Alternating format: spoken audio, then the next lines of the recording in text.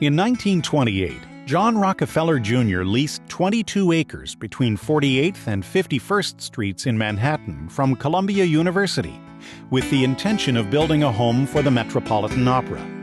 After the crash of 1929, he changed his mind and took on the task of financing the entire project himself at a staggering cost in 1930 of $250 million. The complete complex, which took 9 years to finish, comprised 14 buildings designed in the Art Deco style. Discussions concerning a lobby mural by the famous Mexican painter and muralist Diego Rivera began as early as 1931. Rivera had been commissioned by Rockefeller's wife Abby and son Nelson to execute a series of murals for the Museum of Modern Art. Nelson developed the theme, Man at the Crossroads, and looking with uncertainty, but with high hope and high vision, to the choosing of a course leading to a new and better future. Rivera responded with a statement outlining a technocratic fantasy, involving telescopes, microscopes, and cinematographs, forerunners to what became television, with the reason that technology brings enlightenment, a world in which workers understand their rights in relation to the means of production. He also submitted several drawings for approval, one featuring a diverse medley of workers standing in front of a television-like machine that illuminates a celestial panorama. On either side of the scene, amid masses of figures engaged in work and leisure, are pairs of projected images framed by duct-like structures and flanked by people in soup lines and soldiers in gas masks. Though the Commission's guidelines specified that the mural was to be painted on canvas using a monochromatic palette that would match the subtle colors of the lobby marble, Rivera convinced the center's management to have it done in fresco, a lime plaster mix, and in full color. Abby and Nelson watched the mural's progress, even as its subject matter turned distinctly left, emphasizing the battle of classes and competing social and ethical issues. A new section of the mural depicted a May Day demonstration, and Rivera's assistant, Lucienne Bloch, wrote, "I expect some commotion about this new turn." But Diego's wife, Frida Kahlo, assured her that Mrs. Rockefeller climbed the scaffolding every night and seemed to have radical taste. As the work continued, the center section focused on a single worker guiding a massive energy-emitting machine that seemed to be powering the universe and the microbiology of mankind. On the left side, a giant projector illuminated images of the May Day demonstration, female athletes at a starting line, and a small group of multinational farmers and workers joining hands in solidarity with a man not to be mistaken as anyone but the former communist leader Vladimir Lenin.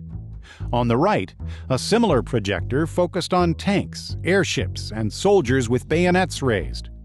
It also spotlit a small group of women playing cards in a club, a couple dancing, and a man looking remarkably like Mr. Rockefeller drinking from a martini glass while chatting with a young woman. The combination of the introduction of Lenin into the mural and the likeness of John Rockefeller holding a drink, when the man had taken the pledge against alcohol as early as 10 years of age, forced Nelson Rockefeller to confront the artist and suggest some modifications. With Rivera's communist credentials on the line, the artist staunchly refused to change his work, a stance that resulted in his dismissal from the project. On May 9, 1933, Rivera was escorted from the building and paid the balance of his fee. The mural was covered over in canvas, unfinished and unviewed, except for black and white photos taken surreptitiously by Bloch. 9 months later, the fresco was chiseled off the lobby wall. In time, Rivera's Man at the Crossroads was replaced by a much larger monochromatic mural by the Spanish-Catalan artist Josep Maria Sert entitled American Progress, depicting a vast allegorical scene of men constructing modern America. It contains the figures of Abraham Lincoln, Mahatma Gandhi, and Ralph Waldo Emerson, and spans several walls of the lobby. In an address at Amherst College in 1963, President John F. Kennedy said, "The artist, however faithful to his personal vision of reality, becomes the last champion of the individual mind and sensibility against an intrusive society and an officious state. The great artist is thus a solitary figure. He has, as Frost said, a lover's quarrel with the world. In 2011, George Rothacker began researching New York in the 1930s for an intended portfolio of paintings focusing on the city during the Great Depression, including the Harlem Renaissance and the art, literature, and music of the era. During this process, he was reminded of a mural by Rivera and learned the story of its creation and demise. After completing 6 paintings, Rothacker visited New York with his wife Barbara.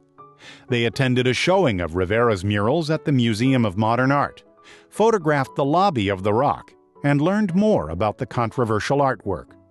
Returning home, the painter stretched a 4-foot by 6-foot canvas and began recreating Rivera's masterwork, filling in incomplete areas and unknowns by referring to a smaller painting based on the original work titled Man, Controller of the Universe, and by unraveling the mural's proportions and content from his photos of the center and blocks black and whites.